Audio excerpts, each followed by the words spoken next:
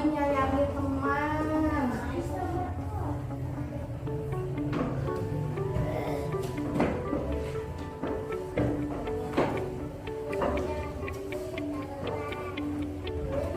Kalau tidak menyontek itu apa ya?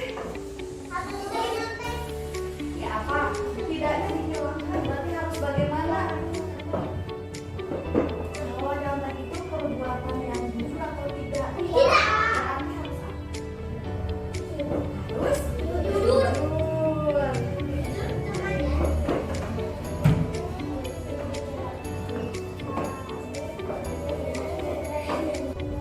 Apalagi coba? Dibilang lagi boleh apa? Tidak boleh menyontek.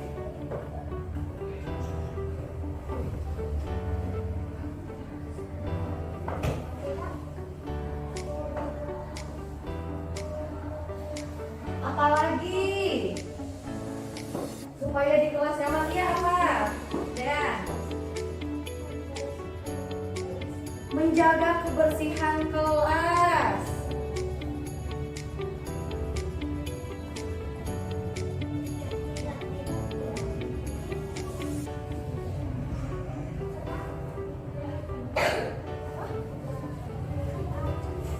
Apalagi? Ya, apalagi? Ya, sudah menjaga kebersihan ya sama. Ayo, apalagi di kelas tidak boleh. Kita itu tidak boleh ini Bu, harus ini Bu di kelas. Tidak boleh menundang teman.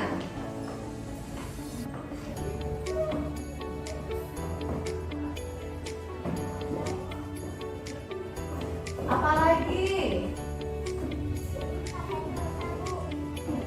Benar. Ya, apa Sa? Apa tidak boleh apa? Harus apa?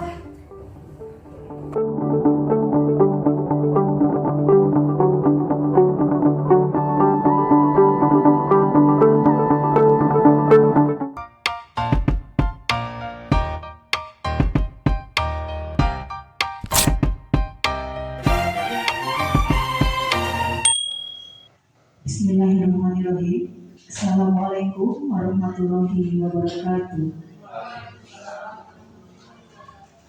Yang terhormat Bapak Kepala SDN 2 Padasuka, yang kami hormati Ibu Fitriani Suryantina SPD selaku CGP Angkatan 9 Kabupaten Bandung Barat.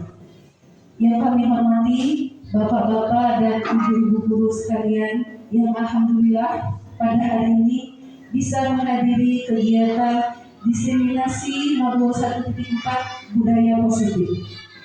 Pertama-tama marilah kita panjatkan puji dan syukur kehadirat Allah Subhanahu wa taala karena atas berkat rahmat-Nya pada hari ini kita bisa berkumpul di sini dalam keadaan sehat untuk mengikuti kegiatan diseminasi budaya positif ini. Salawat serta salam semoga terlimpah curah kepada junjungan kita Nabi besar Muhammad SAW. Selanjutnya, saya akan membacakan susunan acara pada hari ini. Acara yang pertama adalah pembukaan yang akan disampaikan oleh pembawa acara. Yang kedua, menyanyikan lagu kebangsaan Indonesia Raya. Yang ketiga, sambutan dari kepala sekolah. Yang keempat, acara inti yaitu diseminasi budaya positif yang akan disampaikan oleh CGP Angkatan 9 dari SDN 2 Padasuka Kecamatan Lembang, Kabupaten Bandung Barat. Yang kelima, sesi tanya dan jawab, dan yang terakhir doa dan penutup. Hadirin yang saya hormati, untuk membuka acara pada hari ini, marilah kita mengucapkan basmalah bersama-sama. Bismillahirrahmanirrahim. Acara selanjutnya yaitu menyanyikan lagu kebangsaan Indonesia Raya. Hadirin kami mohon berdiri.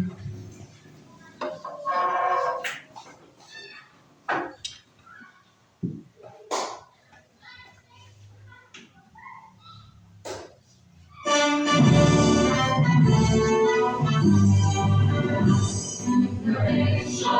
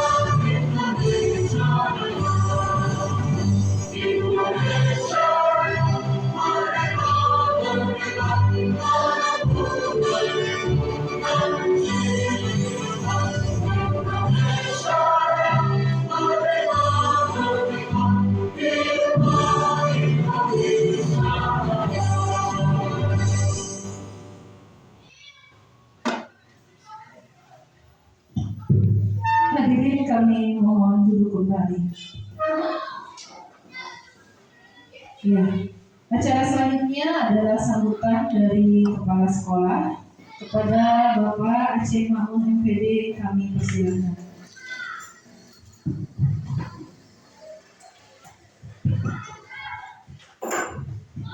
Bismillahirrahmanirrahim. Assalamualaikum warahmatullahi wabarakatuh. Alhamdulillah hada bihada wa qadina tadiya lahu wa asyhadu an la ilaha illallah wa asyhadu anna muhammadar rasulullah. Rabbi sholli sholli wa yassir amri datang dari sana yang qawli wa ba'd. Ibu-ibu, bapak-bapak, anu pusing kuring di rumah. Jadi wakil khusus Bu Fitri selaku CGP angkatan ke-9, suatu kebanggaan bagi sekolah kita. Ada Bu Dewi dan Bu Fitri. Mudah-mudahan yang lainnya bisa masuk mengikuti jejak Bu Dewi dan Bu Fitri. Pertama-tama marilah kita panjatkan puji dan syukur kehadirat Allah Subhanahu wa Ta'ala, yang mana dengan rahmat dan hidayahnya alhamdulillah kita masih diberikan nikmat iman, nikmat Islam, nikmat ihsan, nikmat sehat, panjang yuswa. Mudah-mudahan nikmat yang telah Allah berikan kepada kita semuanya bisa menjadikan wasilah untuk mencari keridhaan Allah Subhanahu wa Ta'ala. Salawat dan salam mudah-mudahan selamanya tercurah kepada junjungan kita Nabi Agung, Nabi besar, Nabi Muhammad SAW, juga kepada keluarganya, kepada para sahabatnya, dan mudah-mudahan sampai kepada kita sekalian termasuk umatnya yang turut dan patuh melaksanakan ajarannya. Juga mudah-mudahan mendapatkan syafaat Jumat yang menjadi warisan. Amin ya rabbal alamin.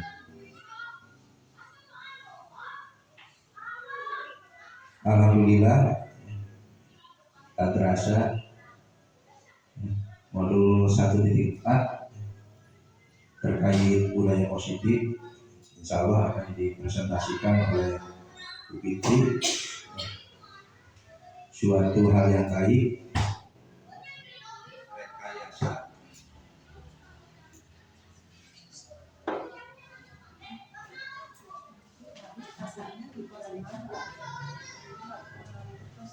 Suatu rekayasa lingkungan, karena budaya positif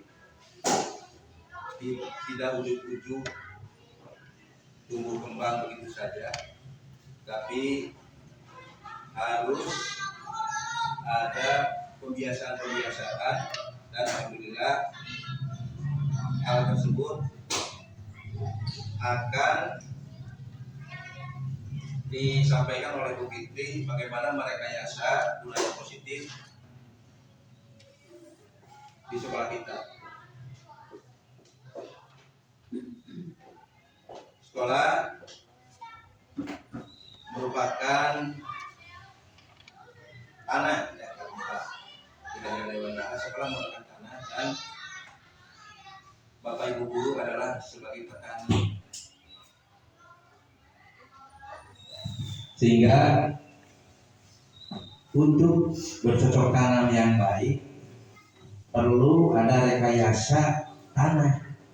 Bagaimana menciptakan tanah yang subur sehingga bisa tumbuh tanaman-tanaman di atas tanah tersebut, sehingga petani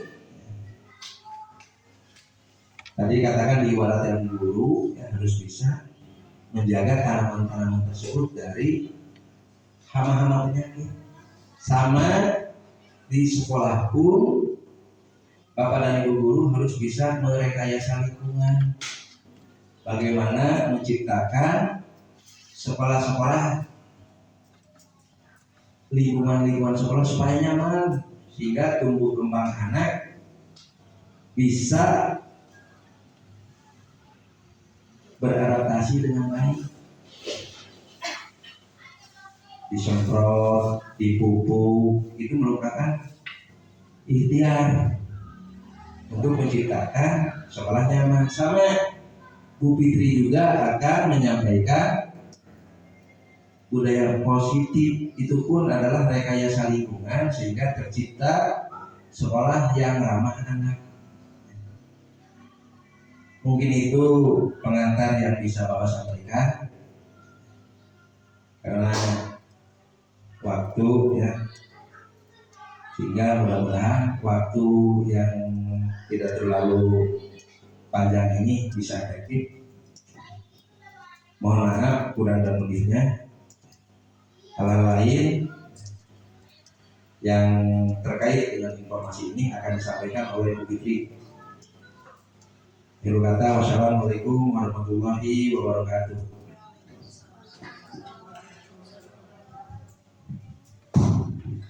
Demikianlah sambutan dari Bapak Kepala Sekolah. Selanjutnya kita akan masuk ke acara inti, yaitu acara diseminasi modul 1.4 budaya positif. Kepada Ibu Fitriani Suryantina kami persilakan. Bismillahirrahmanirrahim. Assalamualaikum warahmatullahi wabarakatuh. Terima kasih Bu Dewi sudah menjadi moderator dan memperkenalkan saya untuk menyampaikan materi. Pada kesempatan ini saya ingin mengucapkan terima kasih kepada Bapak Kepala Sekolah berkat dukungan dan juga dorongan serta fasilitas dari beliau sehingga acara ini bisa terlaksana pada hari ini.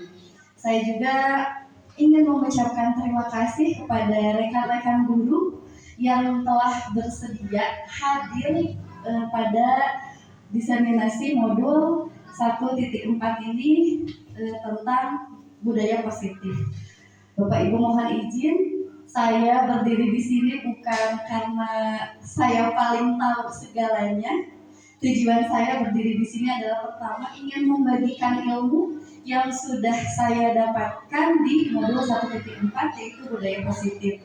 Kemudian saya juga ingin berkolaborasi dengan Bapak Ibu supaya budaya positif ini bisa terwujud di sekolah kita.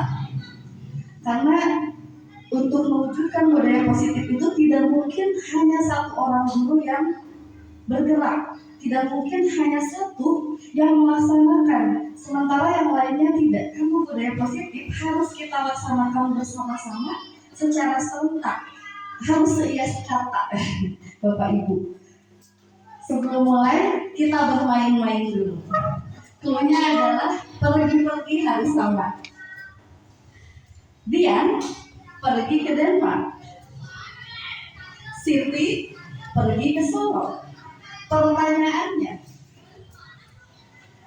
Mili pergi kemana? Myanmar. Betul. Hebat ya Bapak Ibu, tepuk tangan buat kita semua. Baik, kita akan apa sih budaya positif itu? Budaya positif itu yaitu nilai-nilai dan kebiasaan-kebiasaan yang kita laksanakan di sekolah yang bertujuannya apa sih? Untuk membuat peserta didik itu berkembang menjadi pribadi yang kritis, penuh hormat dan bertanggung jawab. Itu. Kemudian dengan ini ada beberapa teori yang mendasari. Sekarang kita lakukan dulu. Silakan Bapak Ibu berdua. Yang satu menjadi yang tidak punya pasangan silakan bergabung dulu karena ini harus berpasangan. Silakan berdua. Yang satu tugasnya adalah membayangkan kita menggenggam sesuatu yang sangat berharga dan sangat penting dalam genggaman kita. Kenapa kita harus mempertahankan genggaman kita? Dan yang satu lagi tugasnya adalah bagaimana supaya rekannya membuka. Boleh lewat bujukan, boleh lewat mau dimarahi boleh, bahkan boleh ditukar dengan uang. Aku bayar supaya kamu buka, boleh. Atau mau dikelitikin, maka silakan Bapak Ibu laksanakan.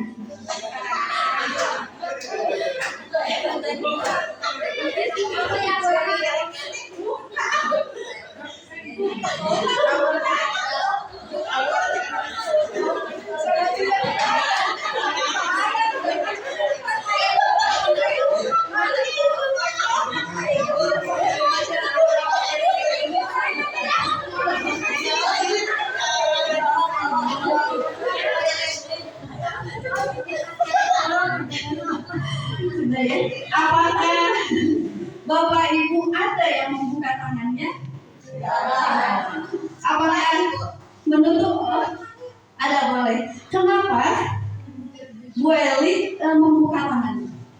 Terbujuk. Terbujuk.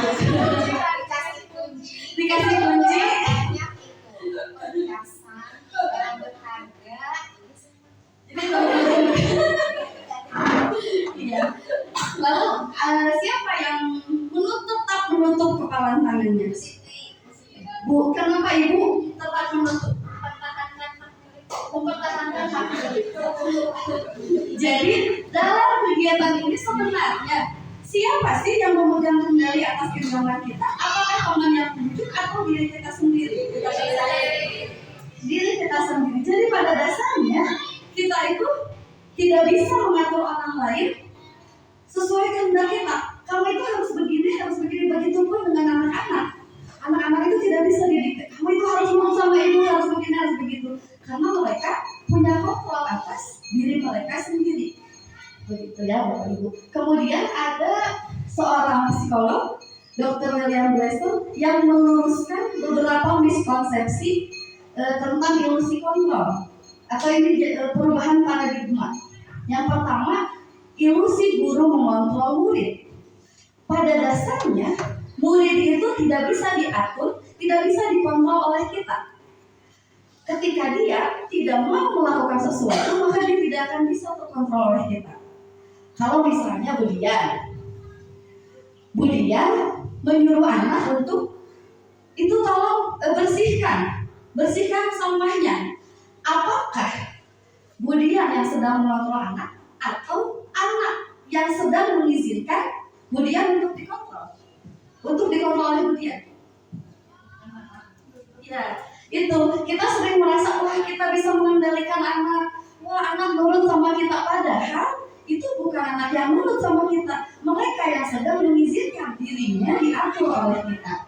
Kemudian ilusi bahwa semua penguatan positif itu efektif dan bermakna. Contoh, ketika anak tidak mau mengantri, kita beri mereka bintang. Pada saat kita beri mereka penghargaan berupa bintang, iya, anak mengantri. Tapi lama-kelamaan, buat apa bintang? Mereka akan bertanya pada diri mereka sendiri, buat apa ini bintang? Atau mereka jadi ketergantungan. Ketika kita lupa misalnya tidak memberikan bintang, atau guru lain yang menggantikan, mereka tidak lagi, antri itu hilang dari diri mereka. Lalu ilusi bahwa kritik dan membuat orang merasa bersalah dapat menguatkan karakter. Tadi, anak tidak diizinkan dikontrol. Oke, kita beri penghargaan. Coba dikritik, diberi rasa bersalah. Kamu itu tidak mengantri. Kamu tuh tahu nggak nanti akibatnya apa? Itu mereka nanti tertanam apa? Negatif di dirinya. Atau misalnya anak ngobrol terus, ngobrol baik, mau jadi apa nanti besar, mereka akan tertanam. Oh iya, saya itu bukan pribadi yang baik. Jadi justru malah melemahkan anak. Kemudian ilusi bahwa orang dewasa memilih hak untuk memaksa. Makanya kamu itu murid ibu, kamu harus dengarkan apa kata ibu. Itu kan selama ini kita sering seperti itu. Kamu itu murid, ibu gurunya, kamu harus nurut sama ibu. Itu ternyata adalah sebuah ilusi. Mungkin ya anak nurut, tapi ketika mereka nanti akan kembali ke masyarakat, ketika tidak ada gurunya, apa yang akan terjadi? Nilai-nilainya menjadi hilang. Nah, ada beberapa pernyataan. Pernyataan pertama, hukuman dapat mendisiplinkan anak. Bagaimana menurut Bapak Ibu? Setuju atau tidak setuju? Tidak setuju. Kenapa Bu tidak setuju? Saya kurang setuju ya dengan cara hukuman, apalagi hukuman fisik, kan itu yang satu tidak sesuai dengan undang-undang. Sekarang sedang marak ya, ketika ada seorang guru menghukum gitu ya, orang tua bisa mempasarkan gitu ya guru tersebut. Dan yang kedua, kalau kita tanamkan hukuman, motivasi yang muncul dalam dirinya itu bukan dari dirinya sendiri, karena mungkin karena rasa takut. Jadi ketika kalau motivasinya dari luar gitu ya, jadi anak-anak ketika tidak ada gurunya, dia akan melakukan hal itu lagi karena bukan dari dirinya, dia ingin berubah sendiri gitu. Mungkin itu Bu. Terima kasih, tepuk tangan buat Bu Dewi. Luar biasa ya, betul. Ketika kita melakukan hukuman, motivasinya adalah karena rasa takut. Ketika tidak ada gurunya, mereka akan melakukan hal tersebut. Kemudian yang kedua, pemberian hukuman dengan hal positif seperti membaca atau membersihkan lingkungan sekolah dapat mendisiplinkan anak. Setuju atau tidak dengan pernyataan ini? Jadi hukumannya itu yang positif. Misalnya terlambat suruh baca buku, terlambat suruh sekolah hafalan. Nah, coba setuju atau tidak dengan pernyataan ini? Ada yang buat dia setuju dengan pernyataan ini? Kalau menurut saya setuju ya Bu, walaupun misalnya masih dalam bentuk berat, tapi ada hal positif. Misalnya disuruh membaca, setidaknya kita menanamkan budaya literasi di situ. Jadi ada hal positif yang bisa diambil dari apa yang dia baca. Terima kasih Bu Tia, tepuk tangan buat Bu Tia. Mungkin ada yang berbeda pendapat? Ada atau sama semua setuju? Ya, semua setuju. Saya pribadi kurang setuju dengan pendapat ini. Kenapa? Karena dikhawatirkan ada efek jangka panjangnya. Jadi anak menganalogikan hal yang positif ini dengan hukuman. Contoh, ketika disuruh membaca, iya betul, ada yang akan mereka ambil. Tapi dikhawatirkan si anak itu menganalogikannya membaca itu tidak lagi menyenangkan karena sering dihukum membaca. Jadi ketika mendengar kata baca itu anak, wah ini saya sedang dihukum. Membaca itu bukan lagi sesuatu yang menyenangkan. Atau hafalan itu kan baik ya bagi mereka. Tapi ketika kita menghukumnya dengan hafalan, akhirnya di otak anak itu lama kelamaan tertanam bahwa menghafalkan itu adalah sebuah hukuman, bukan lagi kebutuhan saya. Itu. Kemudian pernyataan terakhir, memberikan penghargaan dapat meningkatkan disiplin dan motivasi belajar anak. Setuju atau tidak? Bu, tidak. Tidak. Kemudian setuju? Tidak. Kenapa?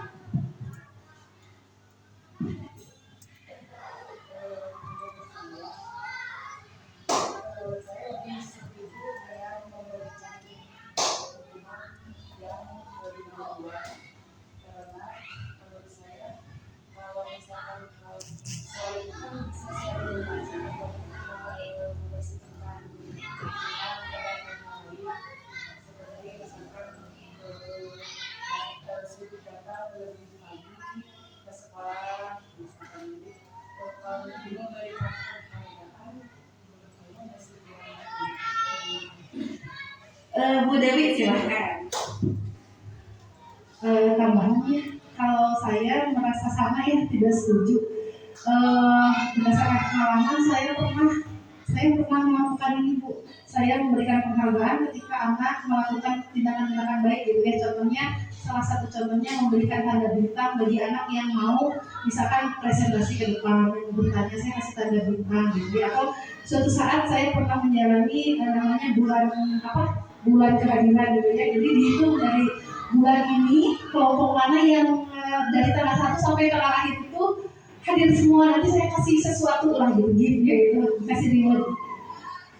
Dan ternyata memang dampaknya bisa dirasakan dalam jangka pendek gitu ya. Menghubungi hal-hal termotivasi gitu ya. Tapi setelah itu, betul tadi kata ibu ya, karena keseringan akhirnya anak jadi malas loh.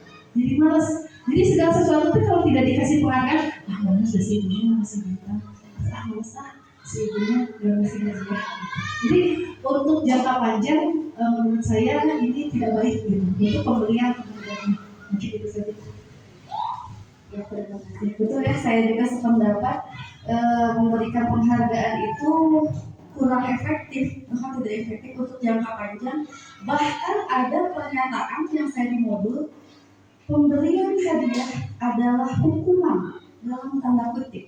Hukuman bagi siapa? Contoh pemberian ranking. Kita membandingkan anak dengan anak lain. Oke, anak yang dapat ranking 1 dapat hadiah, ia termotivasi. Tapi bagi anak yang tidak mendapatkan ranking itu adalah hukuman secara tidak langsung. Ini sering terjadi di kelas 1. Ketika temannya dapat hadiah, mereka nangis. Kenapa saya tidak dapat? Dan itu tidak bisa dibujuk biasanya. Saya contoh ini yang sudah saya lakukan yang sudah saya lakukan. Akhirnya saya mengakali memberikan hadiah kepada semua di akhir tahun dengan tidak membandingkan mereka, dengan menghargai, dengan ucapan terima kasih kepada mereka. Mereka sudah belajar, mereka sudah jadi anak hebat. Itu kenapa saya berinisiatif memberikan itu, karena kekhawatiran tadi si anak yang tidak dapat merasa dihukum. Dan itu ternyata efeknya agak kurang baik, karena ada jadi iri-irian antar teman, sementara kan kita ingin anak itu saling sayang. Kalau seperti itu, kita yang menciptakan anak untuk iri satu sama lain. Nah, lalu Bapak Ibu, apa sih yang terlintas di dalam pikiran Bapak Ibu ketika mendengar kata disiplin? Bu Pasya, ayo Bunda. Harus tepat waktu. Bu Eli? Taat aturan. Ada lagi? Apa yang terlintas ketika mendengar kata disiplin? Bu Rika? Harus menuruti aturan. Ada lagi yang bisa menambahkan? Oke. Dalam budaya kita, disiplin itu identik dengan apa sih? Aturan dan hukuman, betul. Sebetulnya disiplin itu apa sih? Nah, disiplin itu adalah kemampuan memerintah diri sendiri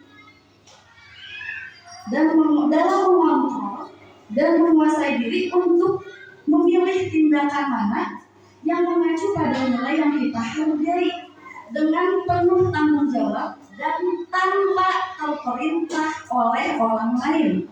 Jadi kalau misalnya masih disuruh, belum disiplin. Jadi tidak ada perintah orang lain, kesadaran dari diri sendiri. Lalu kemudian kita ke disiplin positif. Tadi ada disiplin, sekarang ada kata positifnya. Disiplin positif itu unsur utama dalam mewujudkan budaya positif. Apa sih disiplin positif? Disiplin positif itu strateginya, strategi penerapan yang bertujuan untuk menumbuhkan motivasi intrinsik untuk menjadi orang yang mereka inginkan dan menghargai diri sendiri dengan nilai-nilai yang dipercaya. Nah, disiplin positif itu berawal dari motivasi intrinsik, lalu tujuannya untuk menghargai diri sendiri berdasarkan pada apa?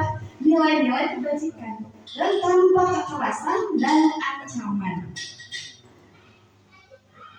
Nilai kebajikan apa sih? Nilai kebajikannya itu apa sih? Nah, ini saya mengambil nilai kebajikan 9 pilar karakter dari Indonesian Heritage Foundation atau IHF. Yang pertama, nilainya itu adalah kemandirian dan tanggung jawab, kemudian kejujuran, diplomatis, hormat dan santun, dermawan, suka menolong dan gotong royong, percaya diri, kreatif dan pekerja keras, kepemimpinan dan keadilan, baik dan rendah hati, toleransi, kedamaian dan kesatuan. Lalu ada lagi yang sekarang kita gunakan dalam kurikulum Merdeka. Ini adalah nilai kebajikan yang harus menjadi tujuan kita, landasan kita, yaitu profil pelajar Pancasila. Yang pertama apa? Beriman dan bertakwa kepada Tuhan dan berakhlak mulia. Berkebinekaan global, gotong royong, mandiri, bernalar kritis dan kreatif.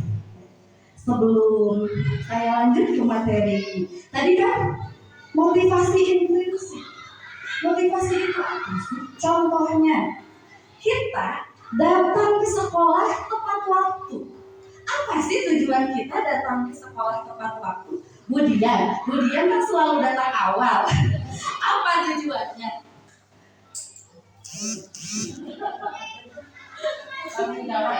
Tanggung jawab. Bu Mini pun sama, selalu datang awal. Kenapa Bu Mini datang lebih awal? Supaya tidak dihukum. Bu Egi?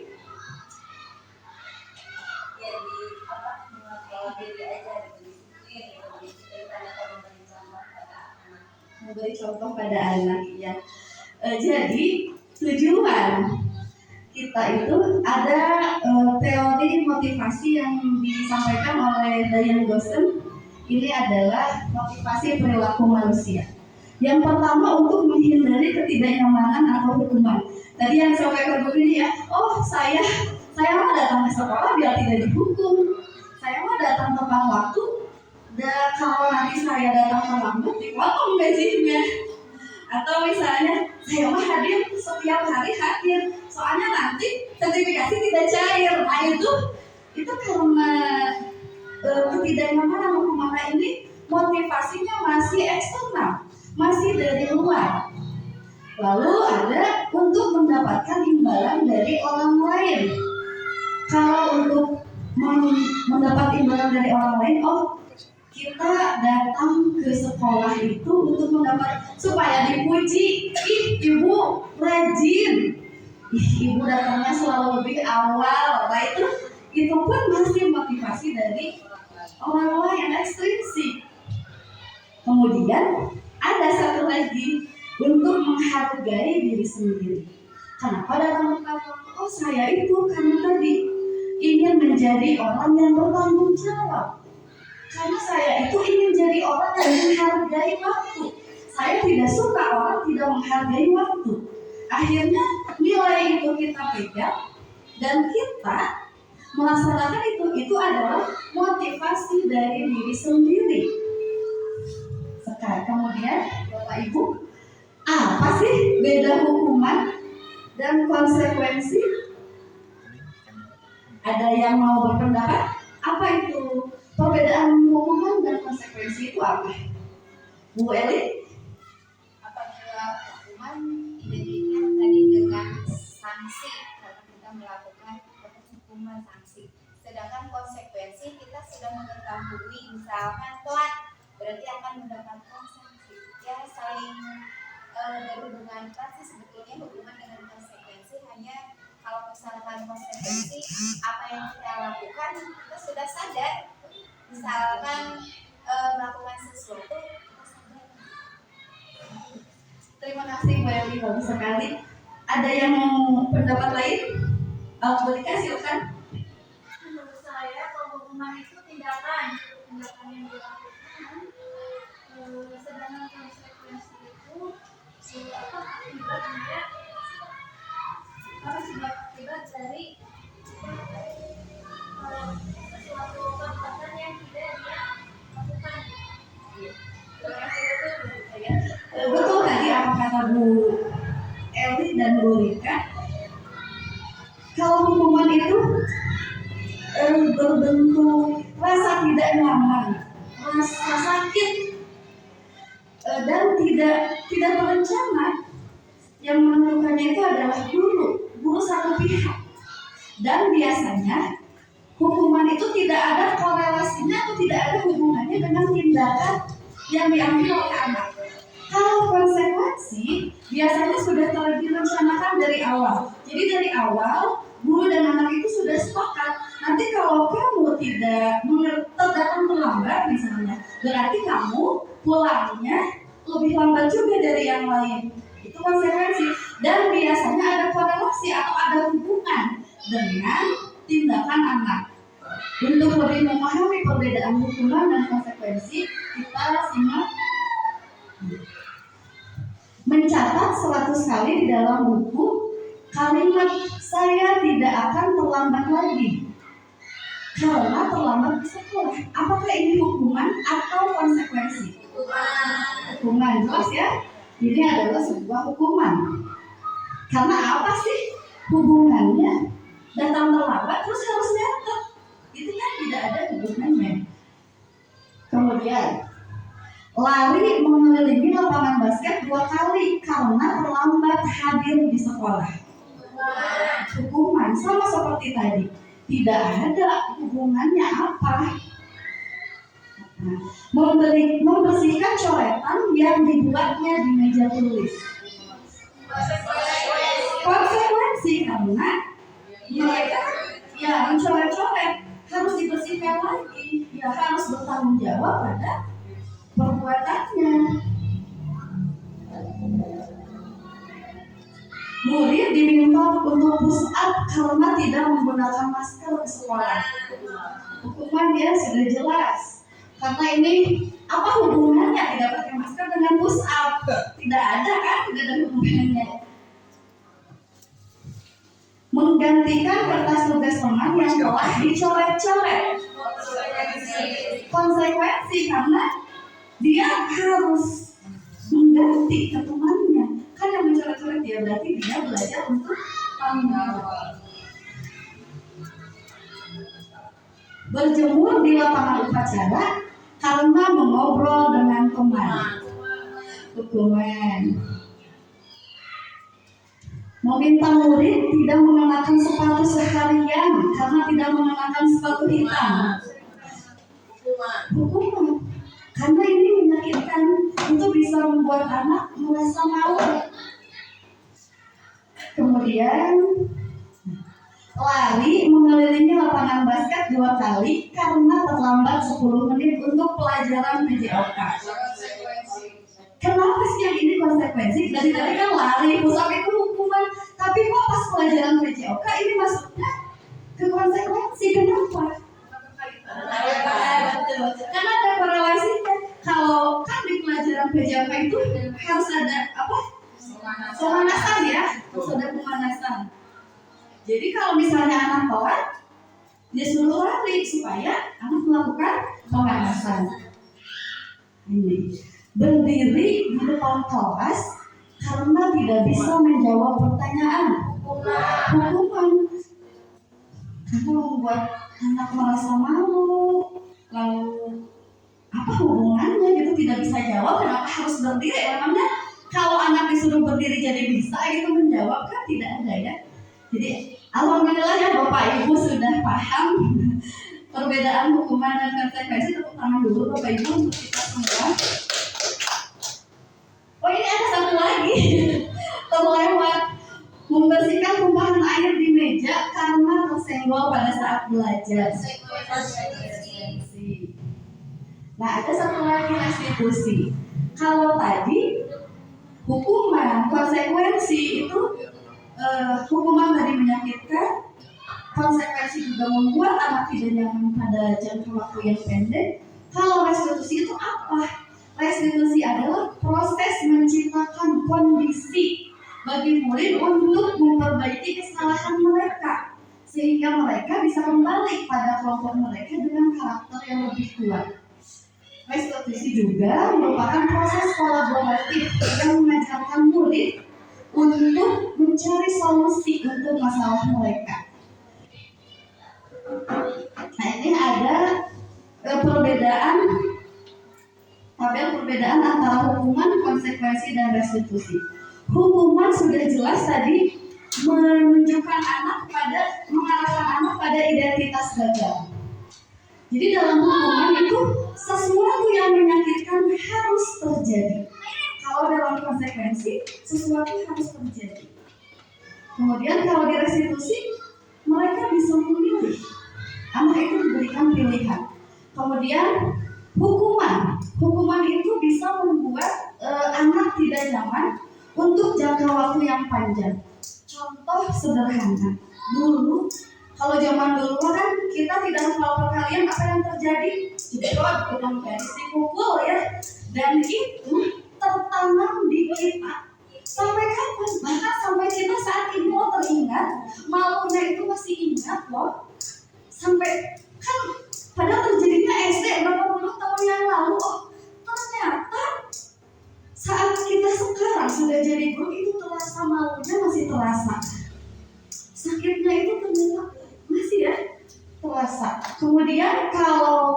konsekuensi mungkin anak merasa tidak nyaman, tapi dalam jangka waktunya tidak lama, hanya jangka waktu pendek. Nah, kalau restitusi itu menguatkan karakternya murid dalam waktu yang nanti panjang. Lalu dalam hukuman, korban mendapatkan keadilan.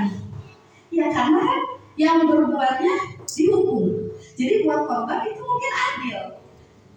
Tapi kalau di konsekuensi biasanya si korban itu diabaikan.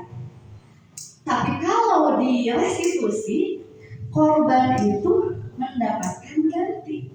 Contohnya misalnya ketika si anak mendorong temannya sampai makanannya jatuh.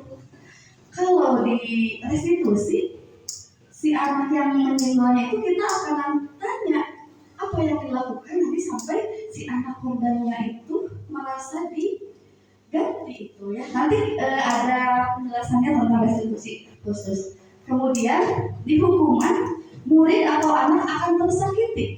Tersakiti ini tidak hanya secara fisik, bahkan secara psikologis. Misalnya ketika kamu teh mending bau teing. Kalau di hukuman itu, hukuman yang bagi kita itu mungkin bukan hukuman, tapi bagi anak, apalagi anak yang sensitif, itu akan teringat, akan menyakitkan bagi anak. Kemudian kalau di konsekuensi anak dibuat nyaman, kalau di restitusi murid karakternya terkuatkan. Lalu kalau dihukum, perilaku agresif anak meningkat. Biasanya kalau kita kasih hukuman, si anak itu akan cenderung memberikan perlawanan. Kalau di konsekuensi, penguatannya ada, penguatan karakternya, tapi bertahannya hanya dalam jangka waktu yang pendek. Kemudian kalau di restitusi, masalahnya yang terselesaikan. Nah, kemudian ini ada hukuman itu hanya akan berjalan ketika murid merasa takut. Jadi kalau muridnya kan ada ya anak yang kebal hukuman, diberi hukuman ini tetap, nah diberi itu tetap gitu ya, atau tidak berubah. Nah itu karena hukuman itu hanya berjalan kalau murid itu ada rasa takut dalam dirinya. Kemudian kalau konsekuensi, kita memerlukan monitoring terus-menerus dari guru. Contoh seperti tadi, kamu terlambat, berarti pulangnya, misalnya terlambatnya 10 menit, oh berarti nanti pulangnya lebih lama 10 menit. Kita kan harus lihat, ini anak sudah baru 5 menit masih ada atau tidak. Nah kalau di restitusi, murid itu belajar bertanggung jawab pada dirinya sendiri dan apa yang dia lakukan. Kalau di hukuman, ini hanya berlaku di sebuah institusi. Kalau di sekolah saja misalnya. Tapi ketika anak nanti kembali ke masyarakat, dia akan lupa. Kemudian, kalau konsekuensi, membantu penerapan mengikuti peraturan dalam masyarakat.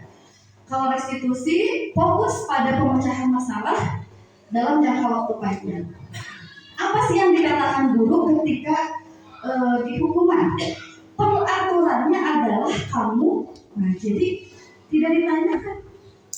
Bukan aturannya kamu itu telat, sok sekarang lari keliling lapangan, itu di hukuman. Kalau di konsekuensi, guru menanyakan, apakah peraturannya? Kamu mau tidak? Misalnya seperti tadi, peraturan di sekolah kita itu masuk jam berapa? Jam 7 misalnya, anak datang jam 7:10.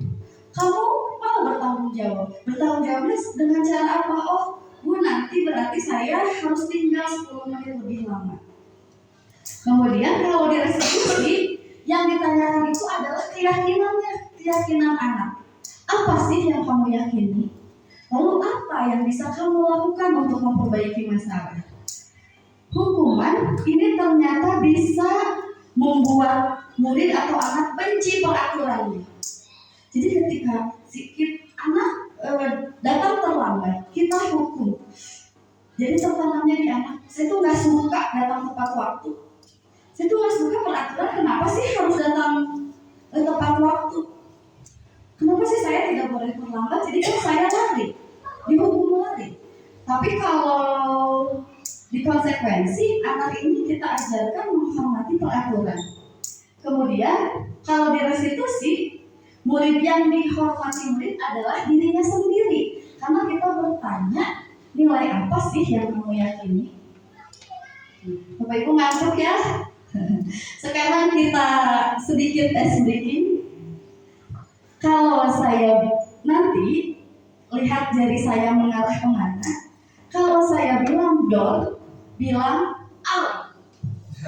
Ya, silakan ekspresinya bebas. Kalau saya 2 kali door, Bapak Ibu seperti ini, nggak kena. Kan 2 kali door. Kalau saya bilang bom, kalau di bom bagaimana Bapak Ibu? Meledak. Bapak Ibu kena bom kan mati ya, jadi ke belakang. Siap ya? Perhatikan jari saya, arahnya kemana? Door.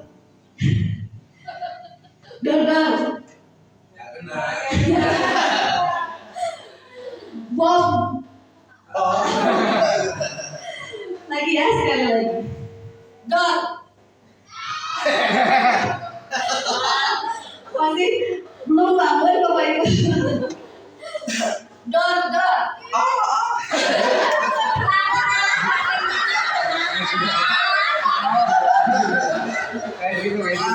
Kayak gitu.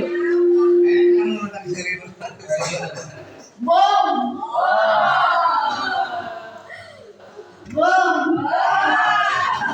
Door.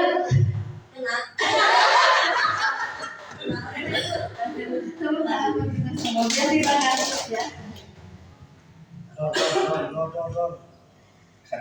Tadi kan di restitusi kita itu menanyakan keyakinannya yang mana?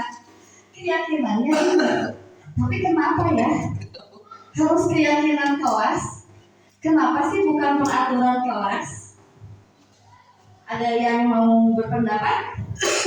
Bu Tia, silakan. Kalau menurut saya tadi ya dari yang setelah Ibu bahas mungkin kalau keyakinan kelas supaya tidak hanya kita sebagai guru yang walaupun nggak mau ya kita tuh menginginkan kelas kita seperti apa, tapi kalau keyakinan kelas tidak hanya keinginan kita tapi juga mencakup keinginan anak-anak juga. Kalau peraturan kelas takutnya nanti hanya memaksakan keinginan guru tapi tidak mencakup keinginan anak-anak.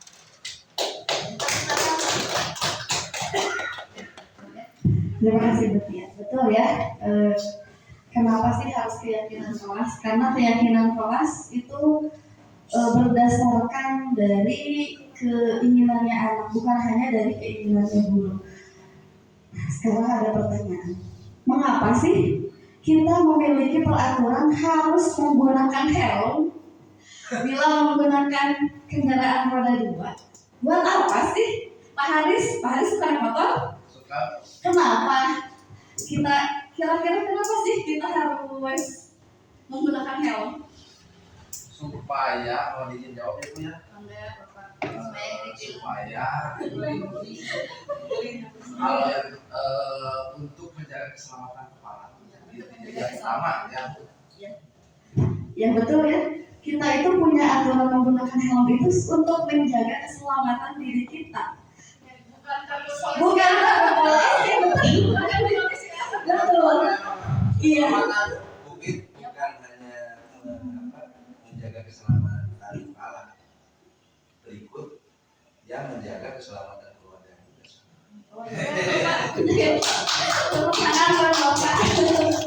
Iya, tapi kalau kita misalnya masih pakai motor, tapi ada dekat tidak pakai helm, tidak ada polisi, padahal kan jauh dekat aspal kelas. Jadi menyayangi diri sendiri dan keluarga. Iya betul. Karena kalau ada apa-apa kan keluarga juga kasihan ya. Iya betul Pak. Terus saat kita COVID, kenapa kita ada peraturan 3M, menggunakan masker, cuci tangan, terus jaga jarak, ya untuk menjaga kesehatan. Ya betul. Bukan karena nanti kalau keluar nggak bisa masuk.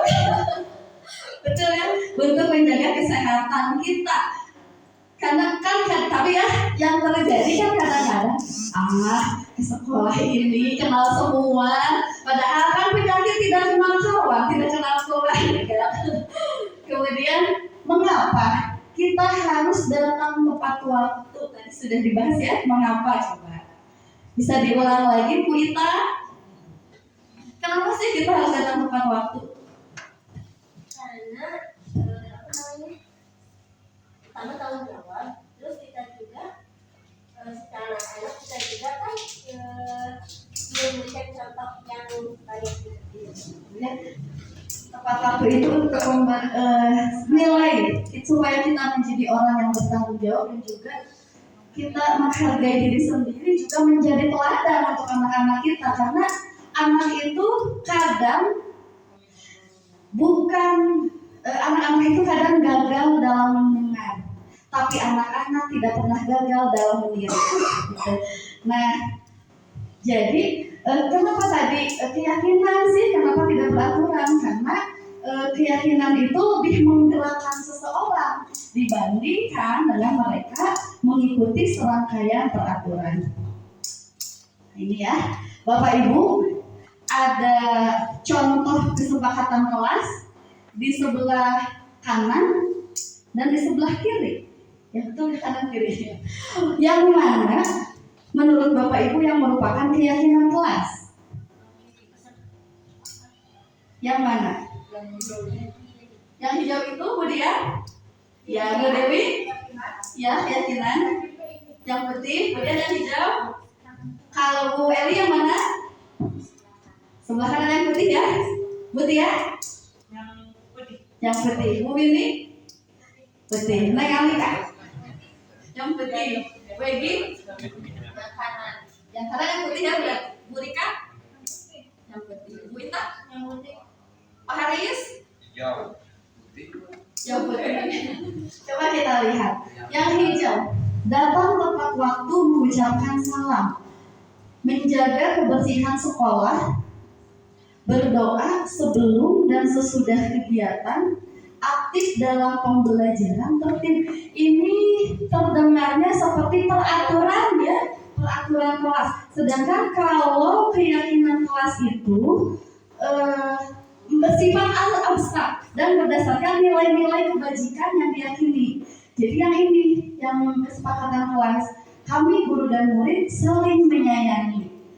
Kami murid yang semangat belajar, kami murid yang peduli dengan teman-teman. Nah, Bapak Ibu, ini ada peraturan. Mari kita renungkan nilai kebajikan apa sih yang dituju dari peraturan-peraturan ini. Yang pertama, selalu kembalikan buku ke tempatnya. Nilai apa yang ingin dicapai atau yang ingin dituju dengan peraturan selalu kembalikan buku ke tempatnya? Bertanggung jawab, disiplin, ya betul ya, bisa. Kemudian dilarang mengganggu orang lain,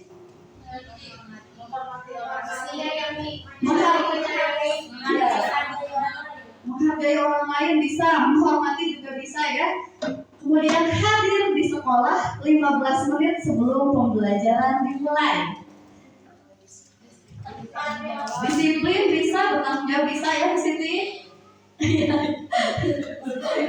Ada yang lain. Kemudian dilarang melakukan kekerasan, saling menyayangi. Kemudian dilarang menggunakan narkoba. Apa sih? Iya betul, menjaga kesehatan. Kemudian bergantian atau menunggu giliran. Disiplin bisa ya masuk. Tanggung jawab bisa, menghormati orang lain juga bisa ya masuk, karena ketika nyerobot itu berarti tidak menghormati yang datang lebih awal ya. Kemudian gunakan masker. Jangan berlari di kelas atau koridor. Di sini bisa, ada lagi? keselamatan, betul. Nah, ini prosedur pembuatan keyakinan kelas. Kan ada yang bertanya, Vin, hari keyakinan kelasnya ada malah mana sih? Bagaimana sih buatnya? Pertama kita bisa mempersilahkan murid untuk bercurah pendapat. Jadi boleh dari aturan-aturan dulu. Kemudian kita catat semua aturan yang disebutkan oleh murid, apapun itu kita hargai, kita tuliskan saja. Walaupun misalkan kalau anak kelas 1 ya kadang merasa apa sih kayak menurut itu sih gitu ya, tapi tulis saja dulu.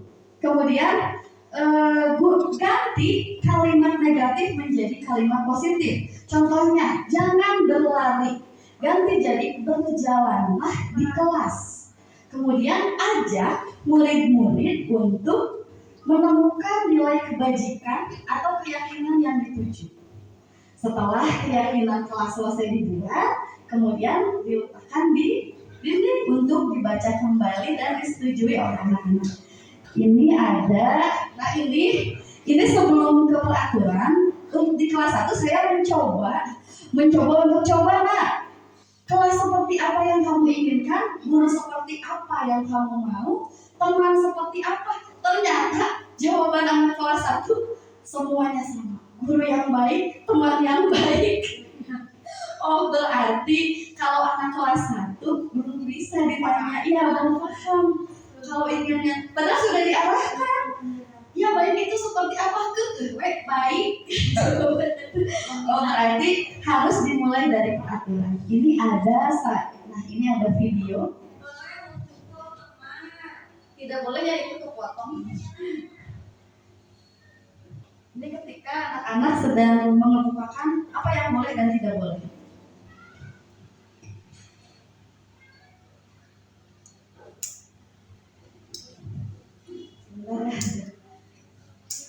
Apalagi coba, kita lagi boleh apa?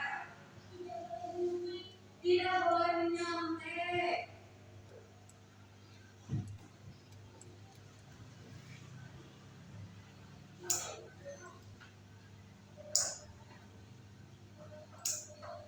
Apalagi supaya di kelas sama dia apa? Ya. Menjaga kebersihan kelas.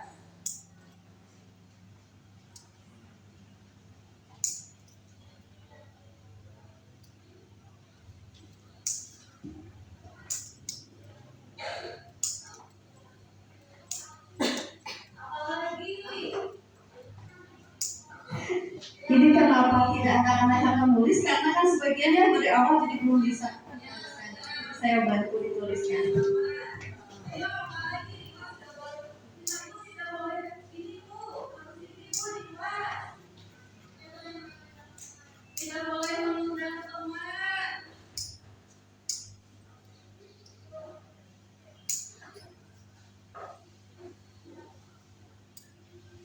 Apalagi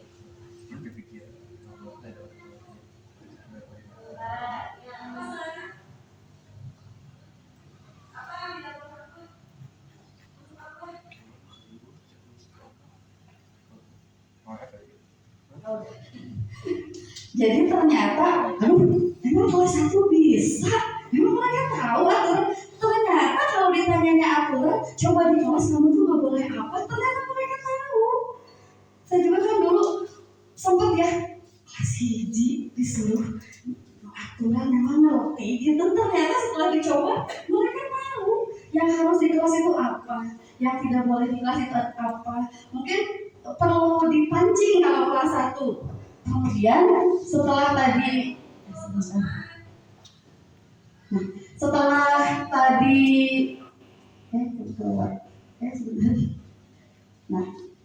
setelah tadi anak-anak mengumpulkan peraturan diganti dengan kalimat positif, kemudian kita gali juga dari mereka nilai apa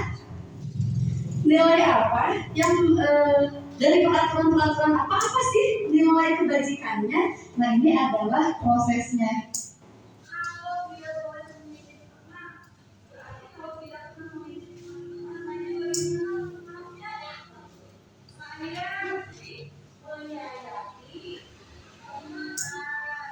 Ya. Baru.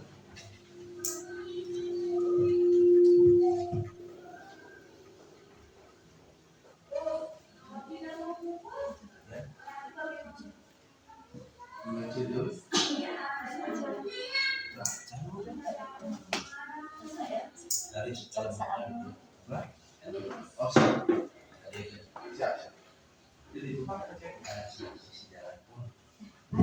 Jadi ternyata ketika kan kalau kita ya kadang-kadang anak kelas 1 memang bisa gitu mengubah peraturan jadi nilai apa yang mereka yakini, ternyata bisa dengan arahan kita.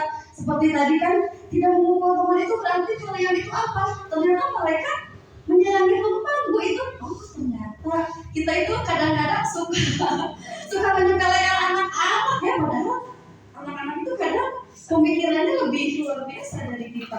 Maka inilah keyakinan kelas yang kami sudah ada. Yang pertama, selalu jujur, saling menghormati dan menyayangi, selalu semangat belajar katanya.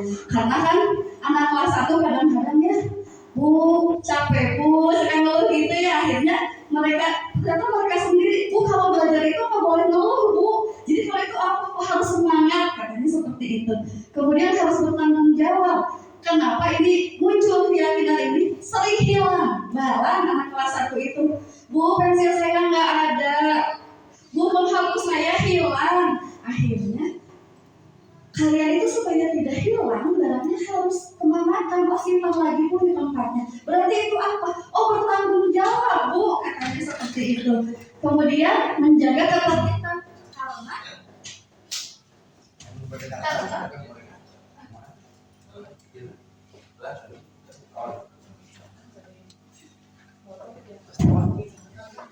karena tetap ya kalau anak kelas 1 ditanya kalian itu di kelas itu harus apa, tetap aja jawabnya harus tertib. Itu kan selalu di kelas harus tertib. Keyakinan kita apa? Tertib. Itu yang diingatkan tertib. Makanya keyakinan kelas itu tidak boleh terlalu banyak. Kenapa sih kok keyakinan kelas itu tidak boleh terlalu banyak? Biar mudah diingat. Kemudian, bu, keyakinan kelasnya sudah dibuat, tapi tetap saja ada anak yang tidak mematuhi aturan, tidak melenceng mungkin dari keyakinan-keyakinannya mereka. Apa sih penyebabnya? Ada kebutuhan dasar yang belum dipenuhi. Kebutuhan dasar anak-anak kita, bukan cuma anak, kita semua mempunyai kebutuhan dasar. Yang pertama apa? Kebutuhan untuk bertahan hidup. Kebutuhan untuk bertahan hidup itu apa? Makanan, kesehatan, rumah itu. Kemudian kasih sayang dan rasa diterima. Mereka itu ingin diperhatikan oleh orang lain. Sama kan? Terkadang kita juga ada saatnya ingin diperhatikan oleh orang lain gitu, ingin dimengerti. Kemudian kebebasan. Kebebasan itu kebutuhan akan pilihan. Kan kita juga sama ya. Kadang-kadang mau sih mending ngatur-ngatur rumah abi gitu. Itu kan. Kemudian kesenangan. Anak itu mungkin kita juga kan sama perlu kesenangan. Perlu healing, perlu santai, perlu me time ya betul. Kemudian yang terakhir kebutuhan penguasaan. Jadi mereka ya jangankan anak ya, kita pun kadang ingin diakui gitu. Kita juga ingin punya power untuk terkadang ada saatnya kita itu ingin mengatur orang lain, ingin kita bisa nih gitu. Sama dengan lalu ini ada kasus, mungkin siapa yang mau baca? Bu Pasya? Oh, Bu Dewi? Yang dekat aja ya, kita nggak sampai. Ada mau baca ya. Ya. Ibu Ambar, guru wali kelas 2 di SD Pelita Hati, sedang bingung menghadapi bola salah satu murid di kelasnya, yaitu Doni. Beberapa anak di kelas 2A telah datang padanya dan mengeluhkan Doni yang seringkali meminta bekal makan siang mereka dengan paksa. Jika Anda menghadapi situasi seperti Ibu Ambar, apa yang akan Anda lakukan? Menurut Anda, kira-kira apa alasan Doni melakukan hal itu? Ada yang mau berpendapat dulu? Apa sih yang harusnya dilakukan? Setelah tadi kan pemaparan gitu, ada kebutuhan, ada apa. Jadi kalau kita membayangkan diri kita jadi Bu Ambar, kira-kira apa yang akan kita lakukan? Ada yang mau berpendapat? Bu Tia? Baru tadi pagi Bu, Oh iya, sebenarnya baru tadi pagi kita kasus, jadi ada orang tua di kelas saya yang mengeluhkan katanya si anaknya sering dimintain air minum sama temannya. Kalau saya sendiri yang pribadi, yang pertama mungkin tadi pas pagi saya tuh ngingetin yang pertama tentang kesehatan, sharing makanan dan minuman itu kadang-kadang juga harus diperhatikan juga kesehatannya karena dari mulut ke mulut itu bisa jadi tertularnya penyakit.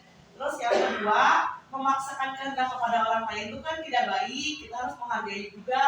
Lebih baik kalau diberi boleh, kalau diminta jangan. Paling tadi gitu penguatannya. Terus untuk anaknya juga, saya masih penguatan. Kalau misalnya tidak mau memberinya yang tadi ya Bu, yang pas mungkin situasi Bu yang pertama ya, tidak lihat itu menjadi hak kamu, berarti kamu juga tidak boleh segampang itu memberikan pertahankanlah hak kamu. Mungkin tadi pagi saya gitu penanganannya. Terima kasih banyak Bu Dewi, tadi sudah angkat tangan.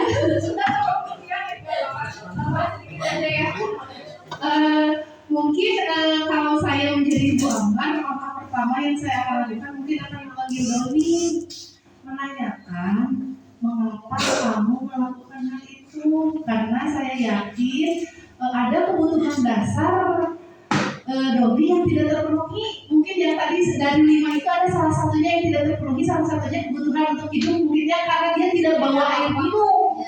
Nah nanti selanjutnya saya akan tanyakan bagaimana solusinya supaya kamu tidak minta air minum ke orang lain. Mungkin itu, mungkin langsung menerapkan segitiga restitusi aja Bu.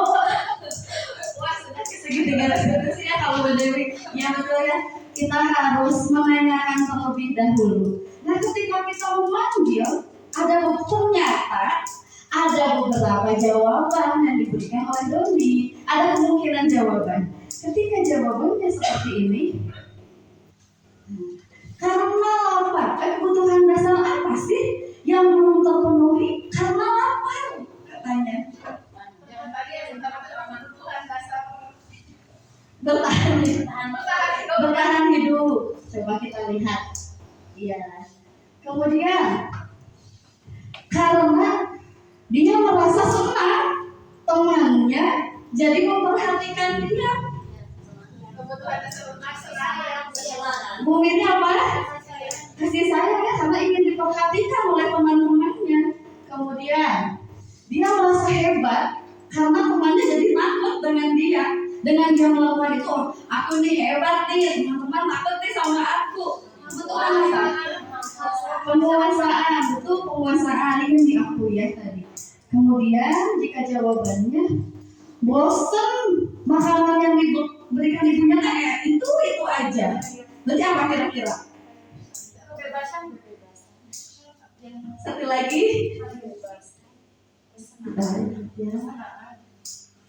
Kebebasan, betul. Satu lagi. Karena iseng aja, seneng aja ya teman-temannya sedih. Kesenangan ya. Kemudian ini ada lagi.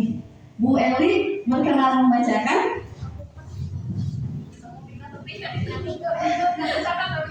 Saya seorang anak kelas 3 SD. Begitu tiba di rumah sepulang dari sekolah, menangis dan mengadu pada ibunya bahwa dia benci pada Ibu Rani, gurunya. Menurut Anda, kebutuhan apa yang berusaha dipenuhi oleh Dinda jika jawabannya seperti ini? Yang pertama, ibu guru bilang, aku tidak boleh bersenandung sewaktu mengerjakan tugas. Katanya kelas harus tenang, tidak ada suara.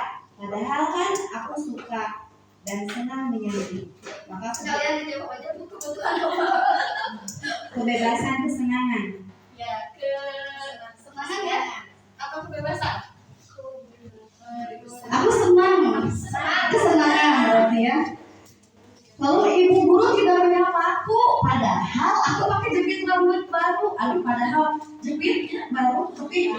Tanya jadi manis. Apa coba itu? Kasih sayang, betul. Aku bosan, masa belajarnya gitu-gitu aja. Berarti apa ini? Kalau merasa bosan, kebebasan, betul. Anak ingin merasa bebas. Aku sebel, gambarku tidak rapi.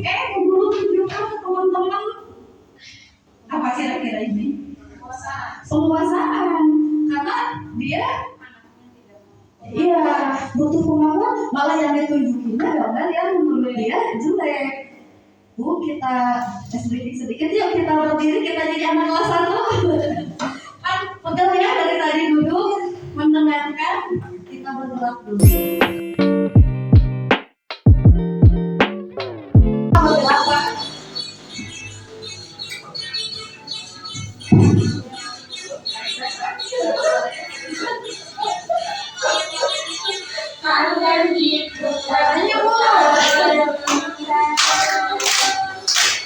Tangan diputar-putar, pegang bahu. Tangan diputar-putar, pegang bahu. Digoyang-goyang, digoyang-goyang, digoyang-goyang. Tangan diputar-putar, bertepuk tangan. Tangan diputar-putar, peganglah bahu. Tangan diputar-putar, peganglah lutut. Digoyang-goyang, digoyang-goyang, digoyang-goyang. Diputar-putar, diputar ke atas. Diputar-putar, diputar ke bawah. Diputar-putar, diputar ke kanan. Diputar-putar, digiring ke kiri. Lagi, sekali lagi, biarlah pegel.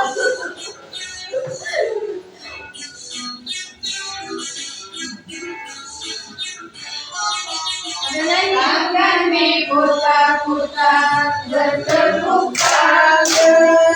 Tangan diputar-putar, peganglah bahu.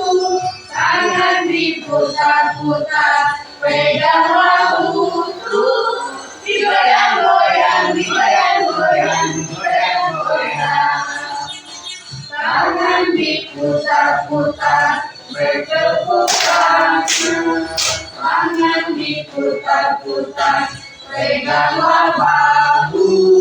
Tangan diputar-putar, peganglah lutut. Digoyang-goyang, digoyang-goyang, digoyang-goyang. Diputar-putar, diputar ke atas.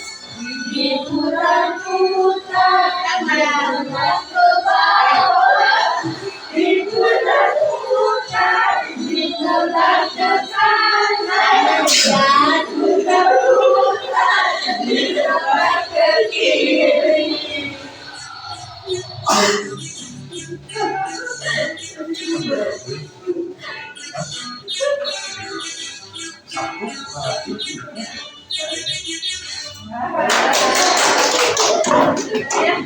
Tadi kan duduk ya, betul. Kemudian, nah ini, ketika kita anak itu mungkin perilakunya agak sedikit melenceng dari keyakinannya, ada 5 posisi kontrol kita sebagai guru. Yang pertama, seorang penghukum. Ketika kita menghukum, biasanya menggunakan hukuman fisik ataupun kata-kata. Kamu itu terlambat lagi. Kapan tepat waktunya? Atau kamu terlambat lari. Nah, itu penghukum. Kemudian membuat orang merasa bersalah. Ini guru biasanya lemah lembut, tapi kalimat yang diucapkannya menusuk. Kalau saur bahasa Sunda nama ngusapan dari reke. Dasar bahasa Sunda nama. Kamu itu ya, nah, gak kasihan sama ibu. Kamu itu kapan mau berubah? Nah itu mau si gurunya. Padahal itu teh, iya Terus ibu tuh capek loh udah nyiapin ini dari semalam, kok kamu ngerjain? Nah itu si anak, ya iya ya, kenapa saya tidak mengerjakan, padahal ibu guru tuh udah capek-capek, tertanam rasa bersalah di diri anak. Kemudian ada posisi sebagai teman. Kalau sebagai teman ini kita memposisikan diri kita itu sebagai murid ya, jadi bisa jadi teman curhatnya anak-anak gitu ya. Ini terus, tapi ini tetap sebetulnya ini perilakunya masih mengontrol murid, bukan murid yang mengontrol dirinya. Ini sebagai nak, ayolah, kamu nggak boleh gitu, kamu kan harusnya dukung ibu. Nah itu ya, jadi itu sebagai teman. Sekarang ada pemantau, yang namanya pemantau kan mengawasi. Jadi kalau pemantau mah, iya, kamu tuh keyakinannya apa? Berarti harus yang kamu lakukan apa? Kalau manajer, nah ini tahta tertinggi. Dalam posisi kontrol, manajer itu posisi paling tinggi. Posisi paling tinggi. Kenapa paling tinggi? Karena ketika guru memposisikan diri sebagai manajer, guru akan membimbing murid untuk mempertanggungjawabkan perilakunya, lalu mengajak murid bersama-sama mencari solusi dari masalah yang dihadapi. Ini ternyata ada dampaknya. Ketika kita ada di posisi penghukum, dampaknya apa? Anak-anak kita itu jadi anak-anak yang pendendam.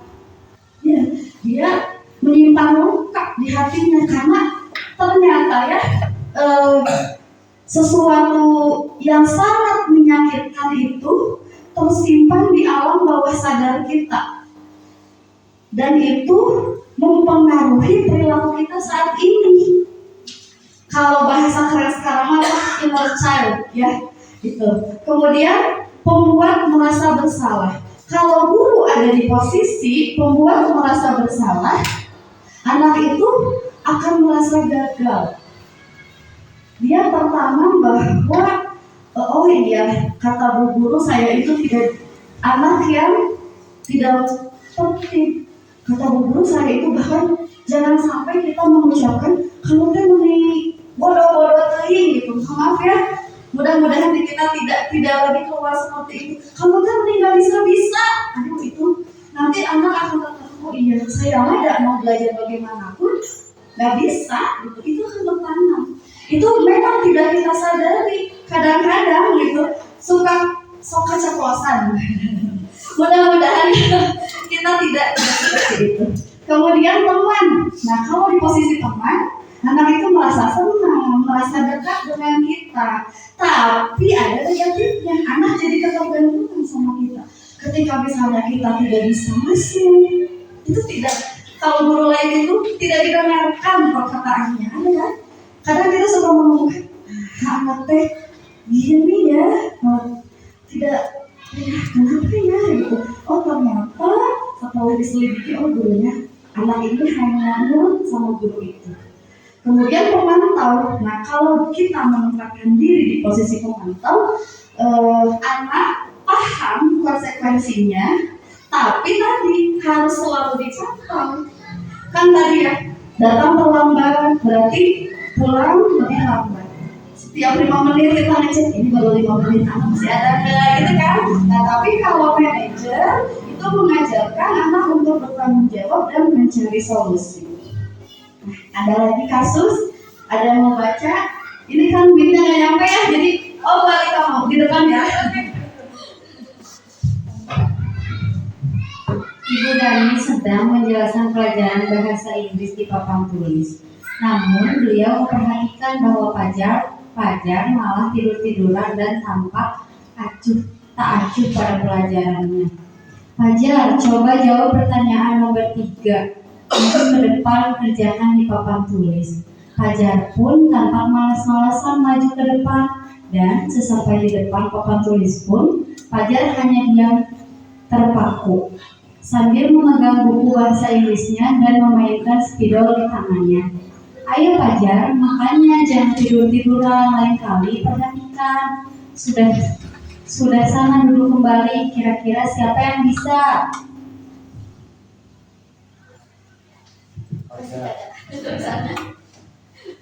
Fajar pun kembali duduk di bangkunya. Hal seperti ini sudah sering kali terjadi pada Fajar. Seperti tidak memperhatikan, acuh tak acuh, dan nilainya pun tidak terlalu baik untuk pelajaran bahasa Inggris. Pada saat ditegur oleh Ibu Dani, Fajar hanya menjawab, tidak tahu Bu. Ibu Dani pun menjawab diri, gimana Pak kamu Fajar, kamu tidak kasihan sama Ibu ya? Ibu sudah capek-capek mengajarkan kamu, tidak kasihan sama Ibu. Dan Fajar pun diam membisu.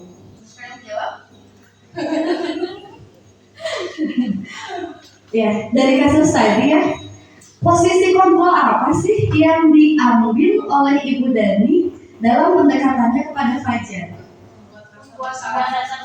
Dari kalimat apa terlihatnya? Ya betul ya. Gimana sih kamu Fajar? Kamu tidak kasihan? Ibu sudah capek-capek ya. Itu betul membuat merasa bersalah. Lalu membaca sikap Fajar, kira-kira kebutuhan apa yang diperlukan oleh Fajar? Kasih sayang, ya kasih sayang, perhatian, ya kasih sayang ya. Ya. Kemudian bila mana Ibu Dani mengambil posisi pemantau, apa yang dilakukan atau dikatakan olehnya? Pertanyaan seperti apa yang akan diajukan?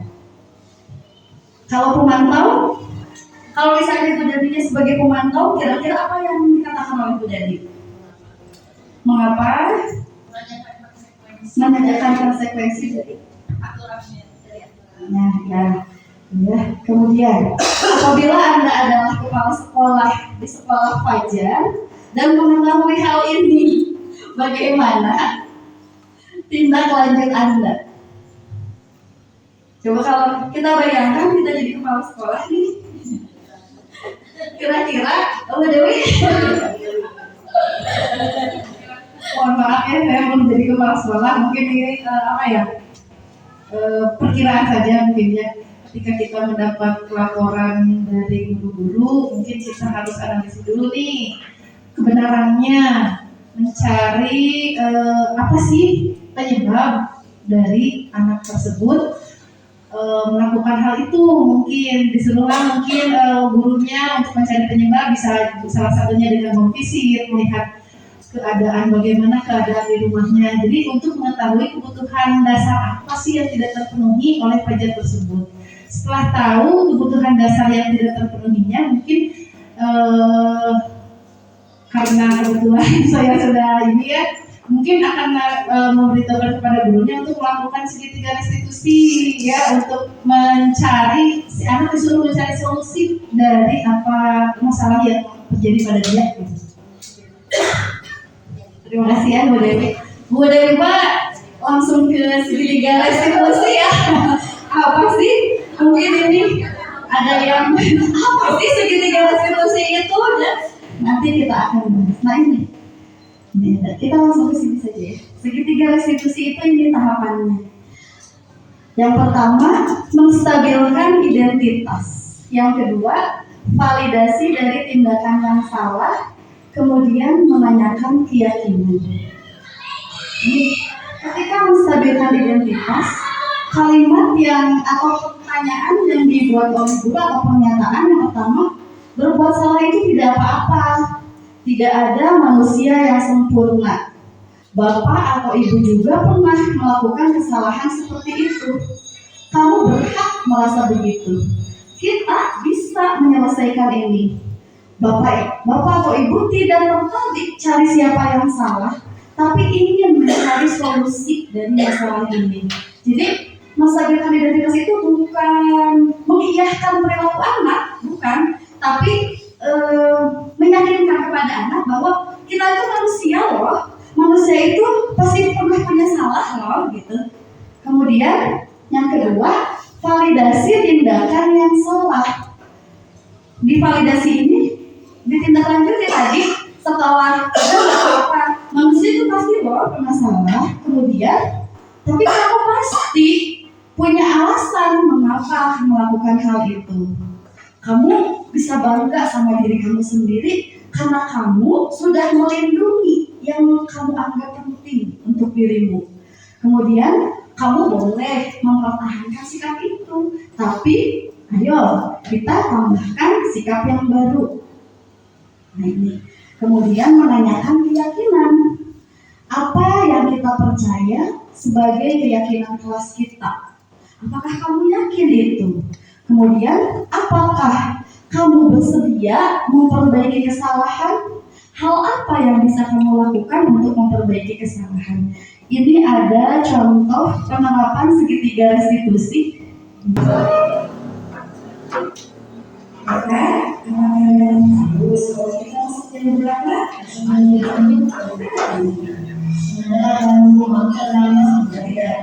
Manusia pasti berbuat salah.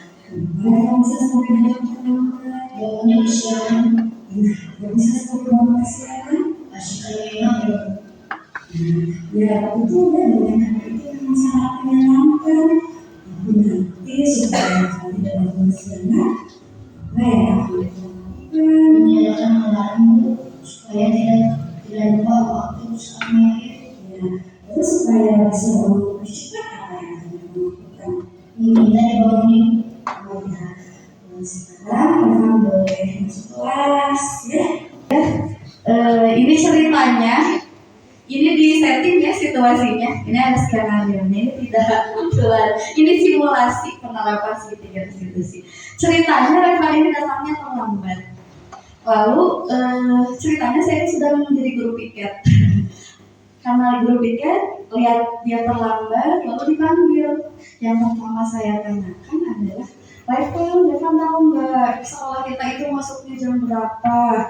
Katanya jam 7. Oh sekarang sudah datangnya kamu jam berapa? 7.30 Bu. Oh ya.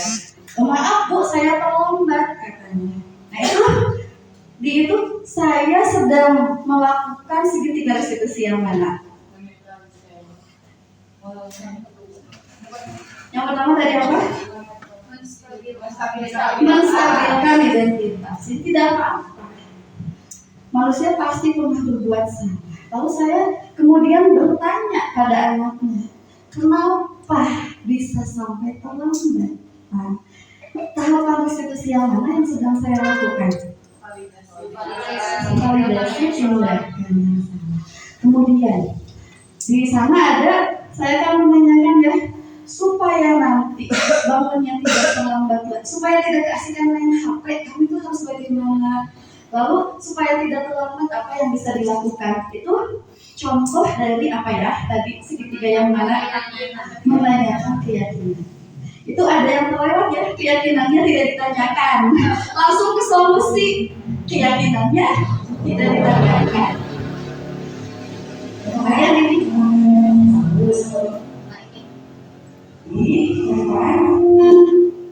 saya bertemu sama saya apa? Saya tidak sengaja. Saya mau main ini. Ya sih, Reva. Kalau itu wajar ya.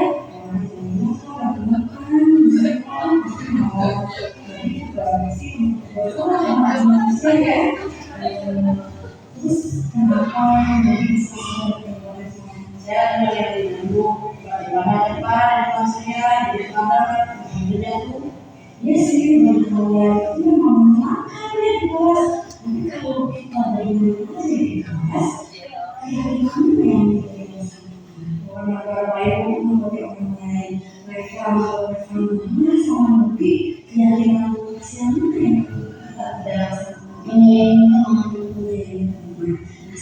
apa ya mereka mau dari lebih minta maaf tidak maaf kalau ya salah minta maaf terus tadi kan mereka coba mereka mau bagaimana ya kalau saya sudah memaafkan kalau ya luar biasa saja.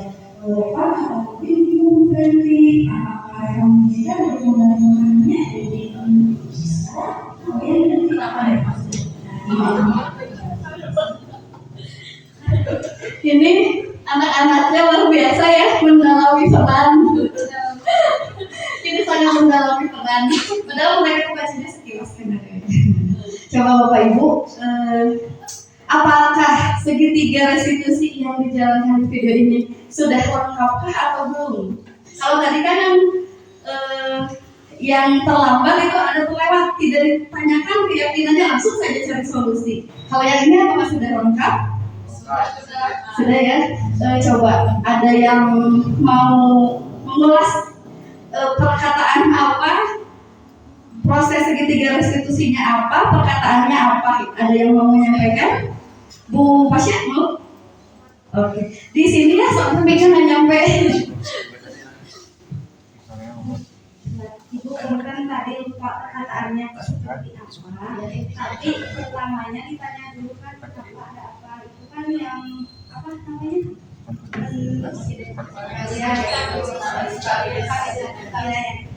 Terus yang kedua juga ditanya sama ibu alasannya ya.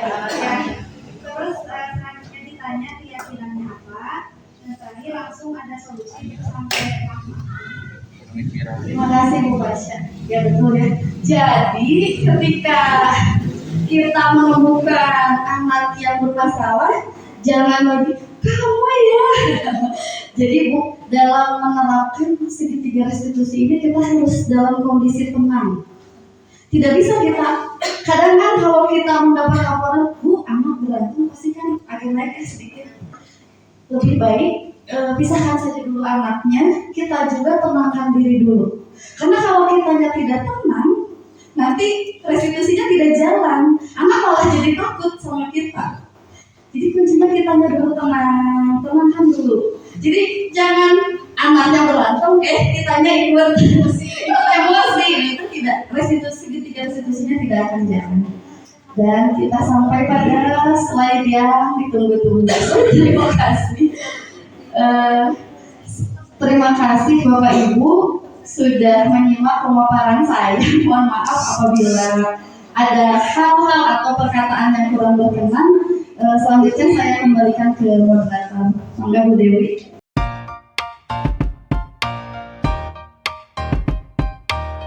Ya, pemaparan yang sangat jelas sekali ya. Kita berikan applause dulu untuk Bu Fitri. Ya, pemaparannya jelas sekali ya terkait dengan budaya positif ini. Ternyata banyak sekali poin-poin penting yang harus sebenarnya kita sebagai guru untuk melaksanakannya. Dan insya Allah kalau kita misalkan bersama-sama bersinergi melakukan hal tersebut, insya Allah akan terwujud sekolah yang aman, nyaman, dan menyenangkan gitu ya di sekolah kita gitu ya. Karena tadi seperti tadi Bu Fitri bilang bahwa jika hanya 1-2 orang saja yang menjalankan, itu akan sulit untuk berhasil gitu ya untuk mewujudkan hal tersebut. Tapi ketika kita bersama-sama semua berkolaborasi, bersinergi untuk melakukan hal tersebut, insya Allah budaya positif di sekolah kita akan terwujud. Amin ya. Amin. Baik, selanjutnya kita masuk ke sesi tanya jawab gitu ya. Saya akan bagi jadi 2. Ya, saya akan berikan kepada peserta untuk 2 penanya terlebih dahulu. Silakan. Untuk penanya pertama, siapa yang mau bertanya? Ya, silakan Bu Alika. Ke depan saja ini. Setelah pertanyaan, apakah mau langsung dijawab atau ditampung dulu? Kita tampung pertanyaan aja dulu ya. Izin, Ibu kan tadi sudah dijelaskan yang mengenai budaya positif. Pertanyaannya, apa hubungan antara budaya positif dan motivasi belajar untuk murid? Lalu, apakah ada dampaknya pada hasil akademik murid? Sekian, terima kasih Bu. Baik, terima kasih Bu Alika ya. Pertanyaannya ada 2 ya. Hubungan antara budaya positif dan apa dampaknya ketika sudah terhadap Apakah ada dampaknya dari budaya positif ini terkait dengan prestasi akademik di sekolah kita mungkin ya? Baik, itu pertanyaan pertama. Untuk pertanyaan kedua siapa? Oh silakan Bu Eti, gimana depan? Terima kasih atas kesempatannya. Yang ingin saya tanyakan terlebih dahulu, terima kasih atas paparannya begitu bermanfaat bagi saya. Nah, yang ingin saya tanyakan, ini kan tentang budaya positif itu, kalau misalkan berpihak ke murid dan berhasil, tentunya sekolah kita bisa mencapai visi misi sekolah kita ya Bu. Jadi sekolah impian itu bisa terwujud lah. Sekolah SDN pada suka bisa seperti itu. Nah, adakah hal-hal lain yang bisa kita lakukan untuk mewujudkan budaya positif selain yang telah Ibu jelaskan, yang telah Ibu katakan tadi? Mungkin itu Bu. Terima kasih. Ya, itu pertanyaan kedua mungkin ya Bu Fitri. Adakah cara lain selain yang tadi dijelaskan itu yang dipaparkan oleh Bu Fitri untuk mewujudkan budaya positif di sekolah? Mungkin langsung saja dijawab oleh Bu Fitri ya. Terima kasih Bu Alika dan Bu Eli pertanyaannya. Untuk pertanyaan pertama dari Bu Alika, apa hubungannya budaya positif dengan motivasi siswa, dan jika sudah terwujud, apa hubungannya dengan dampak kepada prestasi akademik siswa? Untuk budaya positif itu kan kita menekankannya kepada motivasi siswa dari dalamnya. Anak itu dilatih untuk bertanggung jawab, anak juga dilatih untuk memikirkan apa sih dampaknya jika kita melakukan ini. Lalu dengan budaya positif tadi kan tidak ada lagi hukuman, adanya segitiga restitusi. Anak itu diasah berpikir kritisnya. Ketika tidak ada lagi hukuman, maka anak akan merasa aman, nyaman, dan di sekolah itu anak juga merasa senang di sekolah. Ketika anak merasa senang, maka yang mereka pelajari akan lebih mudah diserap oleh anak. Karena ternyata ketika hal-hal yang kita dapatkan ketika kita merasa senang, itu akan tersimpan di otak yang tersimpan dalam jangka waktu lama. Maka ketika anak sudah memahami itu, ketika anak sudah merasa nyaman, prestasinya pun akan meningkat karena dia tidak ada lagi perasaan takut salah. Mereka akan berani mencoba. Dengan berani mencoba, tidak takut salah, akhirnya oh iya, mereka coba terus bisa itu kan, karena kan tidak ada lagi hukuman tadi ya, kayak itu. Jadi budaya positif itu bisa meningkatkan semangat anak untuk belajar. Jadi ketika otomatis ketika semangat anak untuk belajar meningkat, maka prestasinya pun bisa kita tingkatkan. Yang kedua, pertanyaan dari Bu Eli, apa saja sih, ada nggak sih selain disiplin positif yang bisa menerapkan budaya positif ya? Nah, ada melalui kegiatan-kegiatan pembiasaan. Contohnya kita punya budaya 5S, senyum, salam, sapa, sopan, santun. Kan ketika anak disapa, itu rasanya akan berbeda. Ketika anak datang, kita cuek. Atau ketika anak datang, sudah datang, ini baru ya, misalnya jepit rambutnya baru ya, kemarin gak masuk, sekarang sudah sehat. Itu anak sebelum apa-apa sudah merasa senang di hatinya. Kemudian kita juga punya pembiasaan sholat duha. Itu untuk menguatkan karakter, nilai tadi, nilai beriman, bertakwa kepada Tuhan Yang Maha Esa. Itu baru. Baik, bagaimana Bu Alika sama Bu Eli, sudah puas jawabannya? puasa, alhamdulillah sudah terpuaskan ya. Jadi tadi ada korelasi antara budaya positif dengan perwujudan sekolah aman, nyaman dan menyenangkan. Sehingga dengan terwujudnya sekolah aman, nyaman dan menyenangkan, anak-anak menjadi termotivasi untuk belajar dan itu akan meningkatkan prestasi akademik mereka, mungkin begitu ya. Kemudian untuk pertanyaan Bu Eli, tadi selain hal-hal yang dijelaskan, ada tidak tindakan yang bisa kita lakukan gitu ya? Ada, yaitu melalui kegiatan pembiasaan-pembiasaan yang alhamdulillah sudah kita laksanakan gitu ya, dan setiap hari itu dilakukan dengan berbagai macam pembiasaan gitu ya.